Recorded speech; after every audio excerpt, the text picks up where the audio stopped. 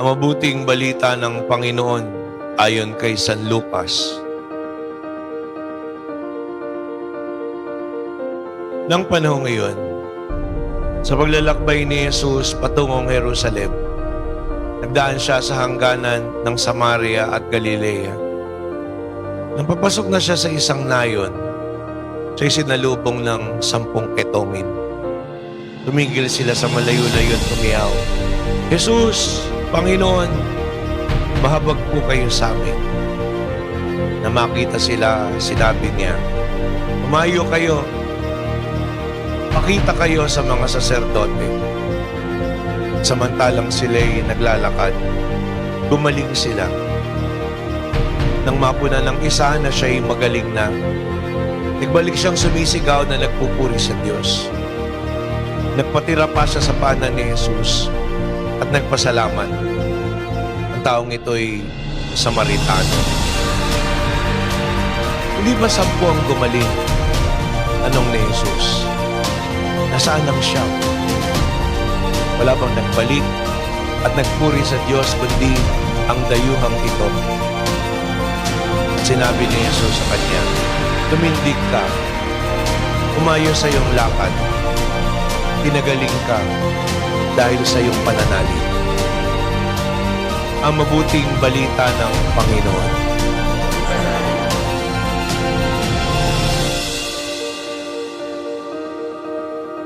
Magandang umaga po sa inyong lahat. Sa Ebanghelyo po natin, tunghayan natin ng pagpapagaling ng Panginoon sa mga taong may sakit. Hindi basta isa, kundi 10. Hindi basta ordinaryong lagnat, kundi keto. Sa panahon ng Panginoon, sa banal na kasulatan, pag meron ka sakit, ibig sabihin nun may kasalanan ka. Meron bang sipon niyang katabi mo? Diba? Ganun po yung perception nila. Kasi sa isang banda, pag tinignan mo, yung pagkakasakit, kuminsan, kapabayaan din natin, di ba? Nahamugan ka, o kumain ka ng hindi tama, lahat. Kaya nakatanim sa kaisipan nila yun. Kung magiging maayos ka sa iyong pamumuhay, magtatagal yung buhay mo, di ba? Tingnan niyo yung mga tumutuntong ng mga 90 sa kanang mga 100. Bagamat mga hukot na, nakalalakad pa din, di ba? At payat. Bihira yung mataba na katulad ko, di ba? Kasi nga, kain ka ng kain ng kung ano-ano eh. Kaya yun po yung kaisipan. Kung may sakit ka, siguro may kasalanan ka. At ang malupit, pag ang sakit mo ay ketong, na nung panahon po na yun ng Panginoon napakabigat kasi walang gamot. Bukod pa sa nakatatakot kasi yung katawan mo parang kandila talaga na literal na natutunaw. Balaglagan ka na lang ng daliri o ano dahil natunaw na yung bahagi na yung katawan, hindi mo nararamdaman. Bukod pa doon, nakadidiri, mabaho kasi nabubulok yung sugat. At nakahahawa kung meron ka ding sugat. Although ngayon na lang kaisipan yun. Noong araw di nila alam na kung wala kang sugat, di ka naman mahahawa. Kaya nangyari po, para kang may COVID. Diba? Yun po yung karanasan na yun. Hanggang mamatay ka, di mo makikita yung mga mahal sa buhay mo. Kung maaalala niyo po yung kasagsagan na yun ng COVID. At yan ang naranasan ng mga may keto. Hirap na yung katawan mo, hirap pa yung kalooban mo, pati mga mahal sa buhay mo, hindi mo nakikita. Na siguro pati ang Diyos, o ikaw na may nagpapakabuti, tatanungin mo, bakit nangyayari sa buhay ko to? Sisihin mo pati Panginoon. Pero dito, natunghayan natin yung 10 may ketong na tsempuhan nila ang Panginoon. Kaya nga nakiusap sila, "Jesus, Panginoon!" Pagpapahayag ng kanilang pananampalataya, initially, "Mahabag po kayo sa amin." Pagkaraan, inutusan sila ng Panginoon. Umayo kayo, pakita kayo sa mga saserdote. Kasi ang magdideklara na malinis ka, na pwede ka nang bumalik sa sarili mong pamilya at makapagagawa ka ng mga ritual para malinis ka talaga na lubos sa iyong sakit. Yung mga saserdote sa templo. Kaya para ba sinasabi ng Panginoon, kung naniniwala talaga kayo, sige, pumunta kayo. Lumakad sila. At doon nakita nila, gumaling sila. Nga lang, ang katanungan po na Ebanghelyo, 10. Isa lang yun nagbalik, yung pang Samaritano. Diyan ang tanong ng Panginoon, nasaan yung siyam? Ano nangyari doon sa siyam na pinagaling din ng Panginoon? Dito ang kaisipan ko, yung siyam, palibasa sila yung mga Hudyo. At ang tingin nila doon sa Samaritano ay marumi. Dapat lang kaming pagalingin. Sabi kung pagagalingin yung Samaritano na yan, lalo kami. Hindi kaya sabihin nila, sabi, anak naman kami ng Diyos. Ito sa Samaritano ito, swerte nga niya. Nakasama namin siya. Kung hindi, hindi sana siya gumaling. Kaya, marahil, bumalik na sila sa kanilang buhay. Yun po yung tinatawag natin kuminsan na sense of entitlement. Kuminsan, ganun din yung kaisipan natin na bakit natin nakamit yung mga bagay na to? Ba't pinaghirapan ko yan? Mabiyaya ng Panginoon niya. Kung napapakabuti naman ako eh. Dadasal ako. Pero pagkaraan nun, yung ba sapat na? Dito, sabi ng Panginoon, pinagaling ka ng iyong pananalig. Yun yung isang bagay na pagtatakhan niyo po. Hindi pa gumaling na yung 10? Ba't sasabihin ng Panginoon, pinagaling ka dahil sa iyong pananalig? Gumaling sila sa pisikal nilang sakit. Pero yung siyam, hindi gumaling yung buong pagkatao. Hindi gumaling yung kanilang espiritu. Siguro nandun pa rin yung kanilang pagiging makasarili. Siguro nandun pa rin yung kanilang kapalaluan.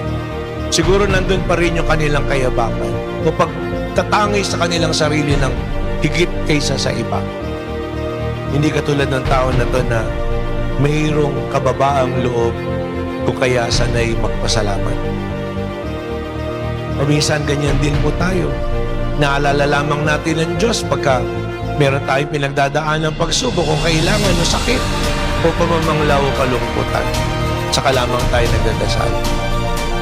Dito makita natin yung Samaritano, sanay siyang magpasalamat. Kaya nga po, kung babalikan natin yung Ebanghelyo ng San Linggo, yun yung hiling ng mga apostol. Lord, increase our faith. Dagdagan mo po yung aming pananalig. Dahil dito sa Ebanghelyo, ang Diyos hindi nagkulang sa kanyang pagpapagaling. Pero tunay lamang nagagaling at huhusay yung tao kung tutugunan niya ng pananampalataya sa pagkilala sa kabutihan ng Diyos. Hindi dahil karapat-dapat siya, kundi dahil napakamagandang loob at mahabagin ng Panginoon. Hindi niya nakamit yun dahil siya'y gumawa ng kung anong bagay. Yung pananampalataya natin, nagbubukas lang ng puso't isip natin para makita natin gaano ka Diyos ang kabuti, gaano ang Diyos mahabagin. Kaya nga, lagi ko pong sinasabi sa inyo, mahalaga, lagi tayong magpasalamat. Ang tao na sanay magpasalamat, sanay magdasal. Doon po sa unang sulat ni San Pablo sa mga taga-Tesalonica,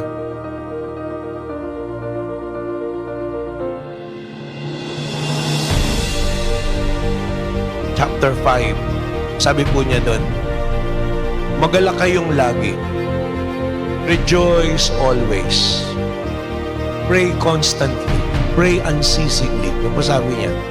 Magalak kayong lagi, palagi kayong manalangin, at magpasalamat kayo sa Diyos sa lahat ng pagkakataon, sapagkat ito ang kalooban ng Diyos para sa inyo, sa inyong pakikipag-isa kay Kristo.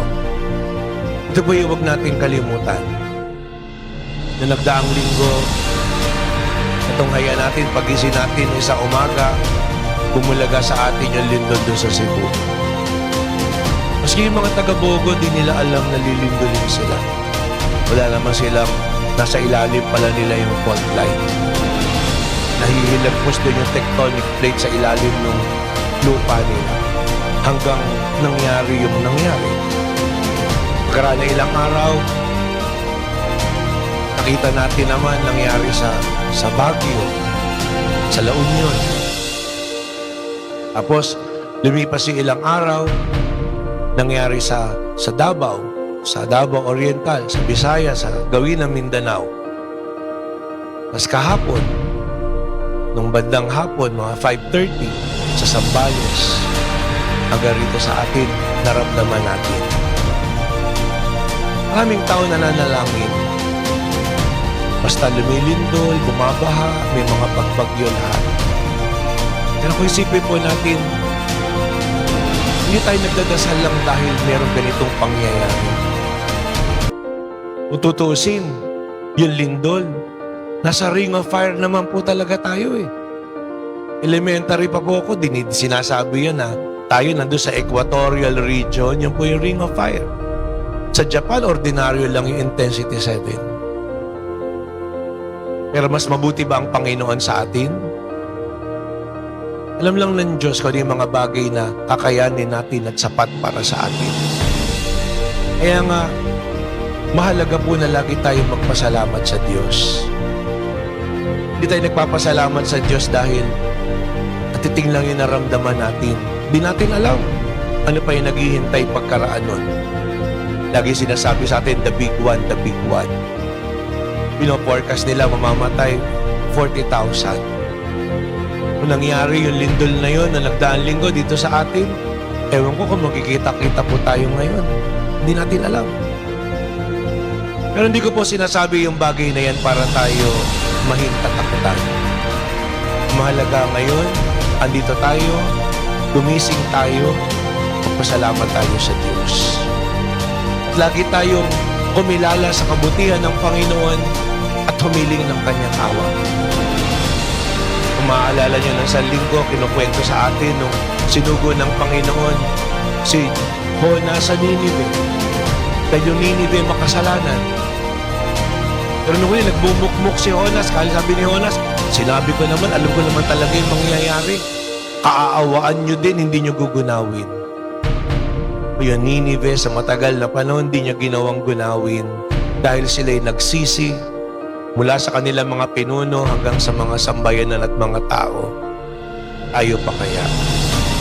Ayaw pa kaya na namiminto sa Panginoon at malapit at lumalapit lagi sa Panginoong Diyos? Kaya, lagi po tayong manalangin. Lagi tayong magpasalamat sa Diyos sa mga bagay na binibigay sa atin, sa mga buhay na pinagkakatiwala sa atin, sa bawat sandali, sa bawat araw na pinagkakaloob sa atin ng Panginoong Diyos. Kung titingnan po natin, maski yung mga kapatid natin na inabot ng mga pinsala na yun, puno pa rin sila ng pananampalataya sa Panginoong Diyos. Kaya nga, alalahanin natin yung ibinili na yan ni San Pablo nung pamandin sa mga unang Kristiyano. Magalak kayong lagi. Palagi kayong manalangin. Magpasalamat sa Diyos sa lahat ng pagkakataon sapagkat ito ang kalooban ng Diyos para sa inyo. Kaya nga, isang panalangin yung magandang dasalin po natin. Panginoon, aming mapagkalingang Diyos, dinggin mo po ang aming mga panalangin sa oras ng panganib at ligalig. Gabayan mo ang aming mga tahanan, komunidad, at buong mundo laban sa anumang sakuna at lindol, kalamidad. Sa bawat takot at pag-aalinlangan, madama mo po ang iyong presensya at patatagin ang aming pananampalataya. Ikaw ang aming sandigan at pag-asa. Amen. Kung lagi po tayo nagpapasalamat, kung lagi tayo nananalangin, Si Father Soro, meron siyang laging 3 ending sa sermon. Yun po yung I am blessed. Narinig ko lagi yun. I am blessed, I am loved, I am happy. Yun po yung laging 3 dulo ng bahagi niya. Sabihin niyo nga po, I am blessed, I am loved, I am happy. Yun po yung una, I am blessed. Every day, pagising natin, I am blessed. Napakaraming pwedeng ipagpasalamat sa Panginoong Diyos. Sa kabila ng kahit na ano na pangamba, agam-agam, kalungkutan, pagsubok, problema, sakit. Napakarami nating pwedeng ipagpasalamat dahil ang Diyos ay puno ng habag at pagmamahal sa bawat isa sa atin. Kalawa, ang sabi po niya ay I am love. Yung pong makita natin na tayo ay blessed kasi tayo ay minamahal. Pero hindi lang basta po minamahal. Nakita natin yung hamon ng pag-ibig. Kasi hindi tayo perpekto. Nakagagawa tayo ng kasalanan. Meron tayong mga kahinaan. Sabi ng Panginoon, I want you to be perfect. Gusto niya tayong maging ganap. Katulad niya. Katulad ng Ama. Nga lang, paano tayo magiging perfecto? Meron tayong kahinaan. Meron tayong kasalanan. Pero yun ang sabi ng Panginoon, gusto ko na kayo maging ganap katulad ko at katulad ng Ama at maging kaisa. Hindi tinutukoy doon ng Panginoon yung kahinaan natin bilang tao o yung kasalanan natin. Yung perfection na yun, yung maging ganap, ang gusto ng Panginoon ay mabuo tayo sa Kanyang pag-ibig. Kaya nga sa buhay natin, kung isipin natin, yung pagpapakabuti, yung pagpapakaganap, ay yung mapuno ng pag-ibig ng Panginoong Diyos. Yung mga nakikita nating mga, sabihin natin, itong mga natural na mga kalamidad na ito. Bunga to ng kakulangan ng pagmamahal ng tao sa mundo. Sa pag-init ng panahon, yung global warming, yung pagkakalbo ng mga kagubatan, yung mga pagmimina, yung mga pagtatapon ng basura. O yung sabihin natin itong mga man-made calamities o yung maling pag-iisip ng mga flood control dahil sa paghahangad na makakulimbat ng pera. Yung lahat ng bagay na pagtinignan natin, kakulangan ng pagmamahal. Kung iisipin natin, yung pagkagumo ng mga tao na to sa ganitong kaisipan, hindi natin namalayan sa paglipas ng panahon dahil sa pagiging abala ng mga tao sa material na bagay, kung kaya nakalimutan ng Diyos.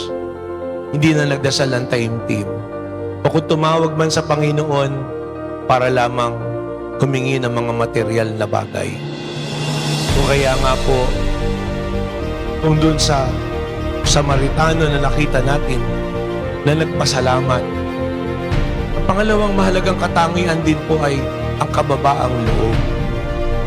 Na kung tayo man ay may pagkukulang, handa tayong magsisi. Handa tayong magpuno. Si Robert Falcom, sumikat po siya doon sa libro niya na All I Needed to Know, I Learned from Kindergarten. Maganda po yung libro na yan para sa mga kabataan pa sa akin. Bestseller po yun. Ikli lang ganyan lang kapal. All I needed to know, sabi niya, I learned from kindergarten. At doon sa isang bahagi, sabi niya, ano yung natutunan niya nung kinder? Tatlong bagay sabi niya, saying thank you, saying sorry, saying please. Tinuturo yun eh. Pag nagawa ka ng bagay, magpasalamat ka. Kaya ngayon una natin, di ba? I am blessed. Always be thankful to the Lord and to each other. Pag sanay ka magpasalamat, sigurado yun, nakikita mo yung kabutihan ng tao sa iba, kahit sa maliliit na bagay. I am blessed. Ano po yung pangalawa sa pag-ibig? I'm sorry. Kung talagang mahal mo yung tao, kuminsan nga kahit hindi ikaw yung nakagawa ng mali, kasi mahal mo, so sorry ka pa rin. Hindi pinag-uusapan doon kung mas nasaktan ka o mas nagdamdam ka. Dahil nagmamahal ka, handa kang magpahayag ng kalooban na yun bilang pagpapakita na yung pagmamahal. At yan po yung pangalawa. Sa kwento ko sa inyo kanina, yung Ninive, nagsisi sila. Sa lumang tipan, doon po sa ikalawang aklat ng Kronika, 2 Chronicles, chapter 7. Nang tinatalaga po yung templo, sabi doon, isara ko man ang langit at hindi na umulan. Utusan ko man ang mga balang upang salantahin ang lupain na ito. Magpadala man ako ng salot sa aking bayan. Dito sa unang bahagi na to, mag-isipin natin, ito rin yung mga bagay na nararanasan natin. Yung mga kalamidad na nakikita natin, yung COVID, yung lindol, yung tigmaan, yung putok ng bulkan, yung baha. O diba, no, sa linggo, katitig na ulan, biglang baha kagad dito sa atin. Ewan ko ba interceptor na yan kung paano mag-i-intercept yung tigwa 138 million na yan na tricycle lang yung kasya. Kaya nakarating po tayo dun.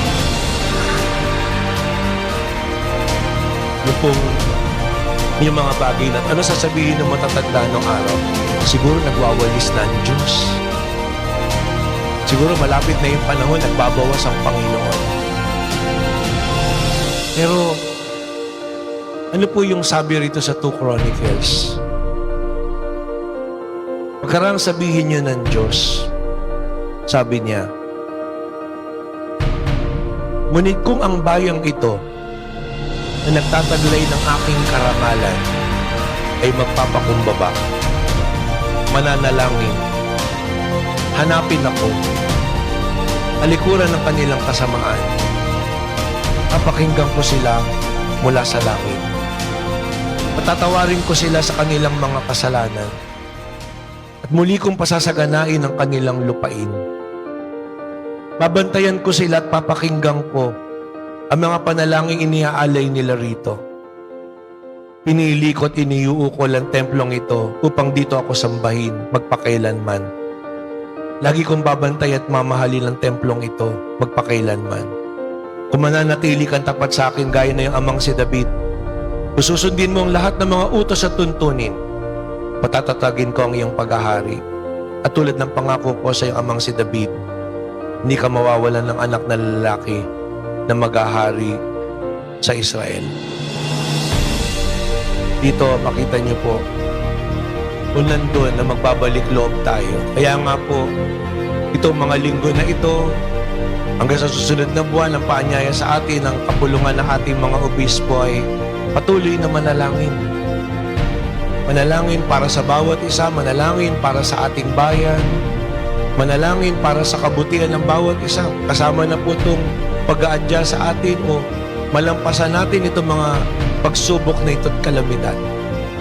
Nanyaan din po tayo na magsuot ng puti upang talagang ipaisip sa mga tao na may kapangyarihan at namumuno na gusto nating maging malinis. Gusto nating muling magsimula. Gusto nating patibayin ang mga institusyon para sa pagbabago. Para maglagay na talaga sila ng batas para maituwid ang lahat. Tanggalin yung mga pinaglalagay nilang mga butas upang konsintihin yung kanilang kasamaan. Naririnig ko po yung mga nagsasalita. Wala pa ako narinig na nagsisisi. Merong isa, kunyari, nagmamalinis. Gusto ko sana sabihin, mauna ka nang mag-resign. Mga 5 lang kayo, masaya na lahat. Pwede na yun. At tuloy-tuloy na lang yung pagbabago na yan. Mahalaga po yung panunumbalik sa Panginoong Diyos. Kung makikita niyo po yung pinakita doon sa balita no, sa Bogo, meron siya natitinda siya ng isda. Nung makita niya yung mga tao na basa, walang matuluyan, naisip niya, bigay niya yung mga plastic niyang ginagamit doon sa kanyang mga bakol para yung mga tao di mabasa. Doon makita po ninyo na kung nandun yung pag-ibig at kabutihan, walang imposible. Pero sana hindi lang sa ganung mga pagkakataon, kung magagawa natin yung sa ordinaryo nating buhay, higit na kabutihan na magagawa natin sa bawat isa. Kaya nga mahalaga po na talagang magsuri tayo sa ating sarili at ipagdasal natin na sana'y umbagi ng Panginoon yung mga may kapangyarihan natin. Panaginipin sila, na makonsyensya sila at nang tigilan na nila yung kakapalan ng kawalan nila ng konsyensya. Pamaraan ng Panginoong Diyos. Kaya nga sa pagkakataon pong yan, meron po tayo nakapost yung panalangin ni Cardinal Rosales para sa ating bayan. Nasalit po natin yun everyday. Hindi lang para sa kanila po yun, para din sa bawat isa, para maisip natin. Huwag nating sayangin ang pagkakataon, ang bawat araw para gumawa tayo ng kabutihan. Dahil gusto nating magmahal. At magmahal hindi lamang sa ating sarili, hindi lamang sa ating pamilya, kundi sa ating kapwa. Sabi po sa panalangin, Banal na Ama namin, kayo po nagmamahal sa amin. Kayo po nagturo sa amin. Kayo pong nanguna sa amin. Tinuro niyo sa amin ang paglilok ng magandang landas patungo sa kaunlaran, pagkakayusa at kapayapaan sa aming bayan. Sana po na may inyong bigyan ng liwanag ang mga namumuno na hindi magandang dinaanan nilang mga daan, tulad halimbawa ng pandaraya, tulad halimbawa ng kasinungalingan, tulad halimbawa ng hindi tamang paggasta ng kaba ng bayan. Amin pong dinadamdam, Diyos Ama namin sa langit, ang pagwawalang bahala ng iba na halos ang pera na para sa bayan ay ginagamit sa karangyaan. Huwag naman po sanang ipahintulot ang ganyan. Yung sanang ang kaba ng bayan para maglingkod. Yung sanang kaba ng bayan para tumulong. Yung sanang mga kaba ng bayan pang-akit sa kabutihan. At lahat pong ito'y suko namin sa inyo sapagkat kayo pong pinanggagalingan ng lahat ng kabutihan. Walang mabuting hindi nagmumula sa inyo. Kaya walang sala kaming naniniwalang tuturuan niyo ang lahat. Walang salang papakitaan niyo ng magandang halimbawa, magandang pamumuhay, tapat na paglilingkod. At lahat ng ito'y aming isinusuko sa inyo sa pamamagitan ni Kristong anak ninyo, nabubuhay, nagaharing kasama ninyo, sapagkat kayo po ang Diyos, magpasawalang hanggan. Amen. I am love. At sa huli po, maikli na lang, I am happy. Pagkarang maranasan natin yung kabutihan ng Panginoon, pagkarang makilala natin ano pa'y pwede nating magawa, nagahari sa puso natin ang Panginoon, hindi po pwedeng manatili doon. Love is not love unless it is shared. Kaya yung pag-ibig na yon, mayroong paglalaan ng sarili sa kapwa. I am happy. Hindi ako masaya dahil meron akong kahong-kahong wine glass o dose-dose ng payong at barya-baryang bilyon. Masaya ako kasi masaya yung ibang tao. Masayang tao, masaya yung mga tao na nasa paligid ko. Masaya yung pamilya ko, masaya yung mga tao na kasama ko sa trabaho. Masaya yung mga tao na nakakadaupalan ko. At masaya sila kasi pinararamdam ko sa kanila yung pag-ibig ng Diyos na nasa aking puso. Kaya ngayon sa Samaritano sa Ebanghelyo, hindi niya makontain yung kaligayahan. Tuwan-tuwa siya nung makitang gumaling siya. At abot-abot ang pasalamat niya, hindi lang sa Diyos, kundi ang kinasangkapan ng Panginoon na pinanginoon niya ang Panginoong Jesucristo. Kaya nga yung maging masaya, pinadadama natin yung pag-ibig na yan ng Panginoon sa ating kapwa. Sabihin niyo nga po sa katabi niyo, I love you. Yan o. Mamaya nasa barangay hall na po kayo. Ha? Pinatawag kasi sinabihan mo asawa na iba. Okay. Pero Kailan nga ba natin sasabihin? Pinamatayan ng dalawang anak, lungkot na lungkot sila doon sa lindol. Kahapon meron po akong dinalo na may sakit. Nandun yung magulang niya sa gilid. Doktor pa yung nanay niya. Nang lumapit po ako, binubulungan niya yung anak niya. Anak, andito si Father. Magdadasal, dadalawin tayo. Comatose po yung anak niya. Pero nandun, pinararamdam kasi nakaririnig pa daw.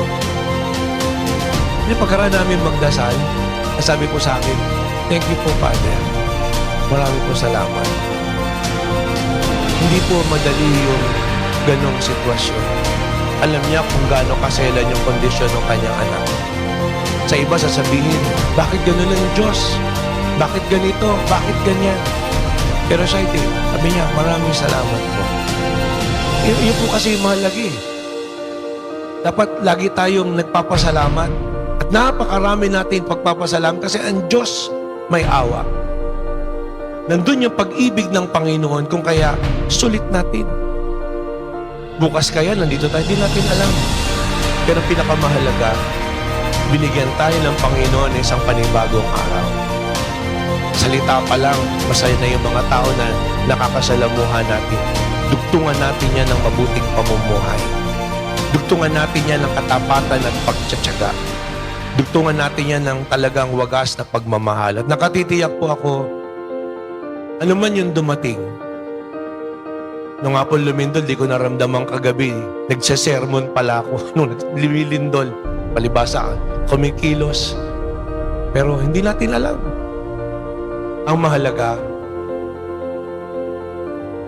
nandun, umaasa lagi tayo sa habag at awa ng Panginoon. Nagtitiwala tayo sa kalooban niya. Isang panibagong araw ito na binigay sa atin ng Panginoon. Damahin natin yung pag-ibig na yan.